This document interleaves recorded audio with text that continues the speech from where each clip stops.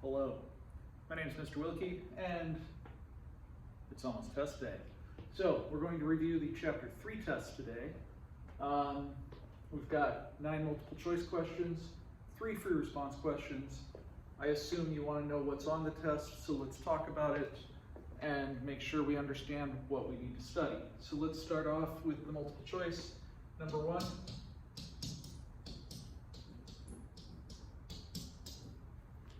You'll have to interpret R.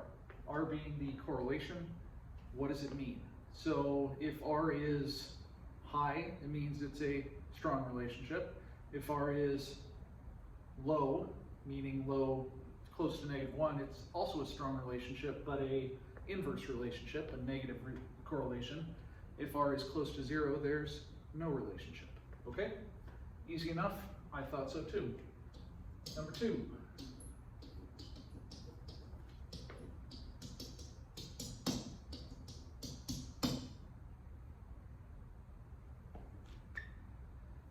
R from a printout.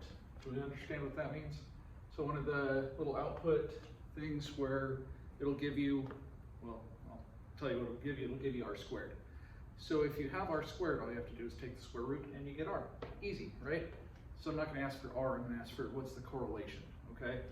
You'll have to know, oh, that's just the square root of R squared. Also, be careful because if slope is negative, correlation is negative. So pay attention, you'll be okay. Number 3.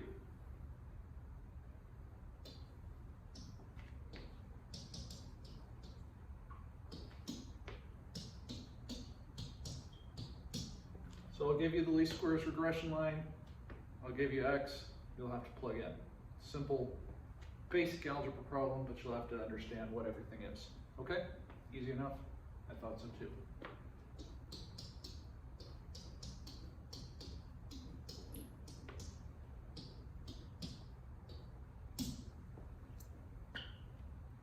Number 4, you'll have to interpret S.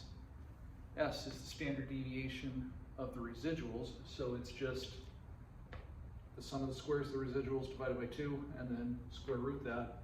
It gives you sort of an average distance for each observed point to be away from the predicted line. Okay? Cool. All right, number 5.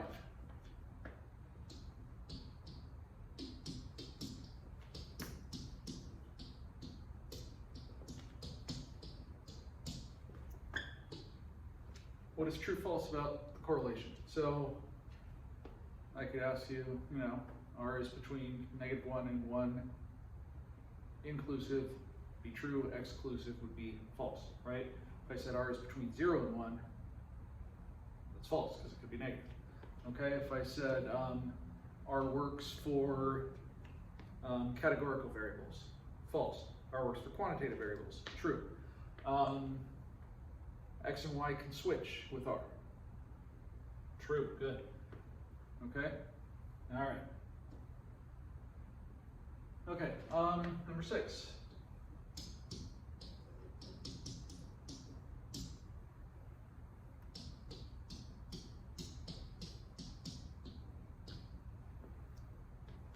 Find y1 at x bar plus a.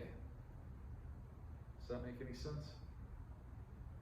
Well, if I gave you the least squares line, right? It said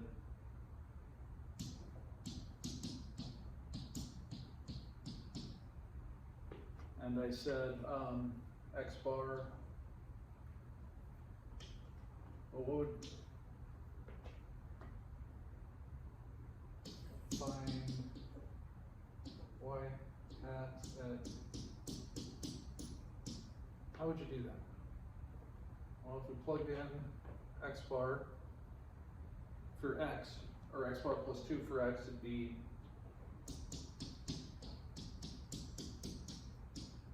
so 3 plus 4x bar plus 8, so y hat would be 4x bar plus 11, that easy.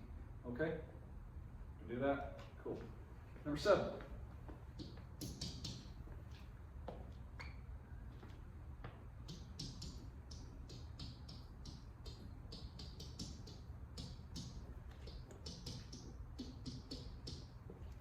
Number 7 will have to do with an influential point. Do you remember what those are? So influential point is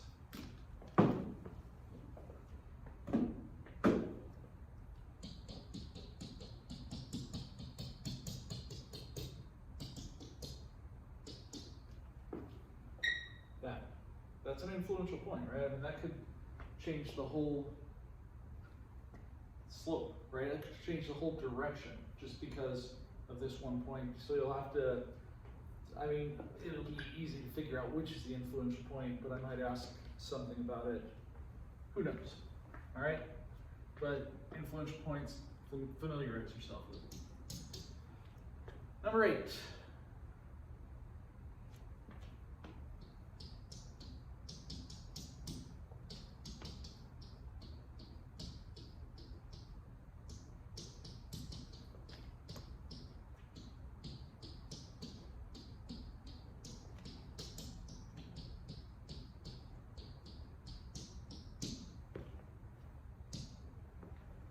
Is it linear or nonlinear based on a residual plot? So you'll have to do something like that. Okay, easy? Yeah. I mean, how do you know if it's linear based on the residual plot? There should be no systematic pattern, right? No real pattern in the residuals. I mean, it might be, here's 3 plots, which one has the best linear fit? That's the one with no pattern. Okay, or which one's nonlinear? That'll be easy. All right. Number 9.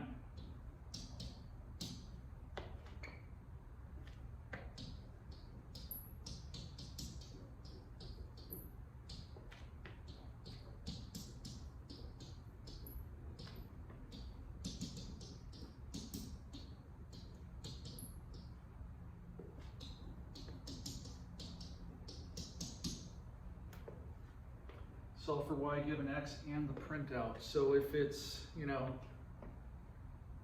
what? Y equals, 3 plus 4x squared, you gotta solve that way, okay? So, yeah, you'll be able to figure it out, okay? Just use the printout and make sure you do the transformation. Otherwise, you'll get it wrong. Okay.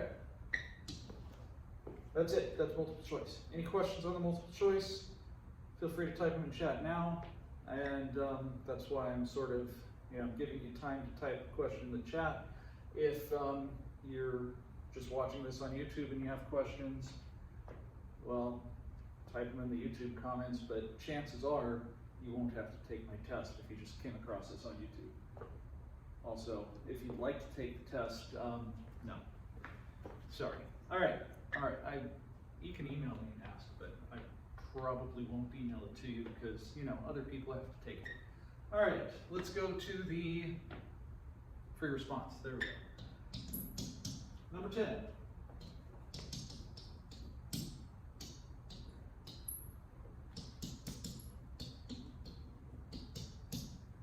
Given an XY chart,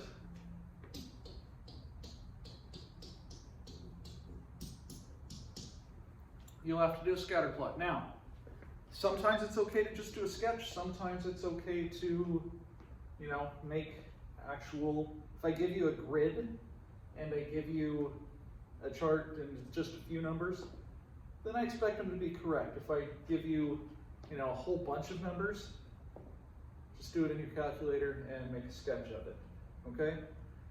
So, given an XY chart, do a scatter plot,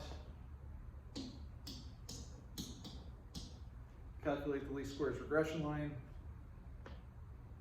You can use your calculator on this. You don't have to do all the extra calculator moves. You don't have to show me, r times sy over sx. Just give me the least squares regression line using the calculator.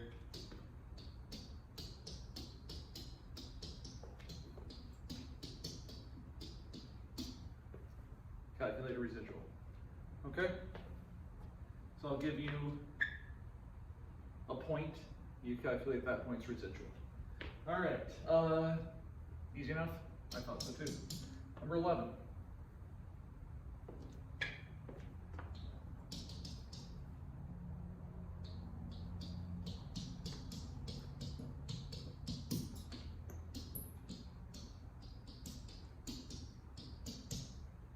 given a scatter plot and a printout,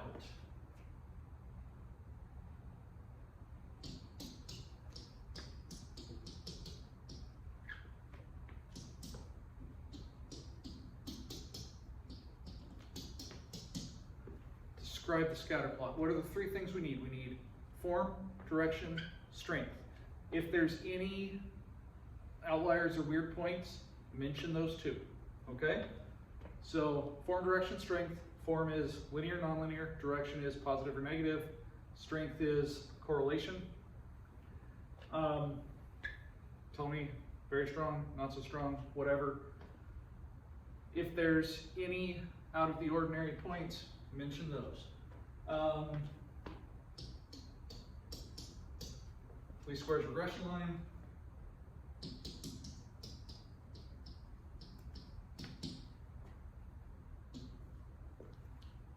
Interpret the slope. What does that mean? Just tell me what the slope means. For every this you go up, you go over that, okay?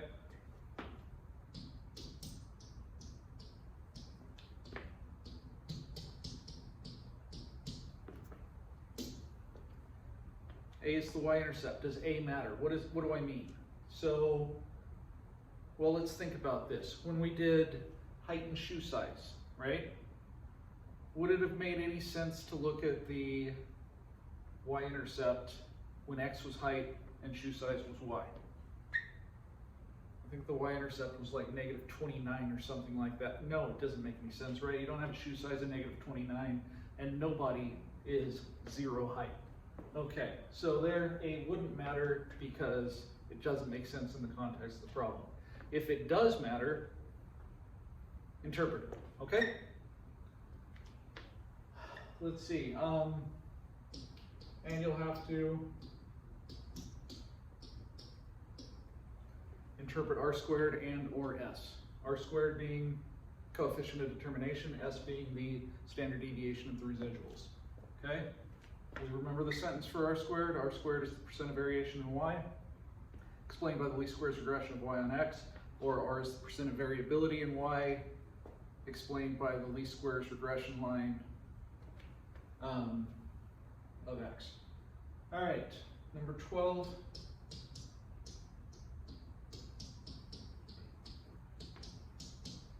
Scatter plot.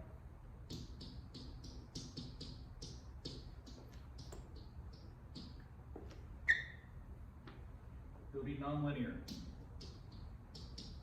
What transformation?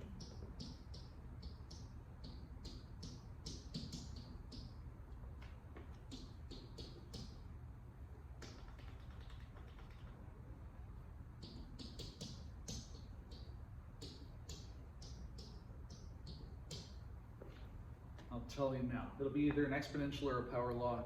If it's an exponential, you take the log of y power, you take the log of x and the log of y, okay? One of those.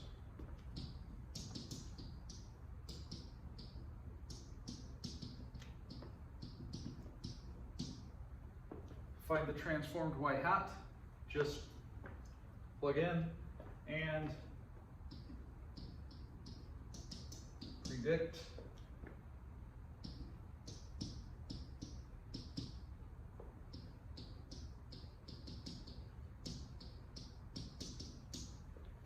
predict y from x, and are you confident in that result?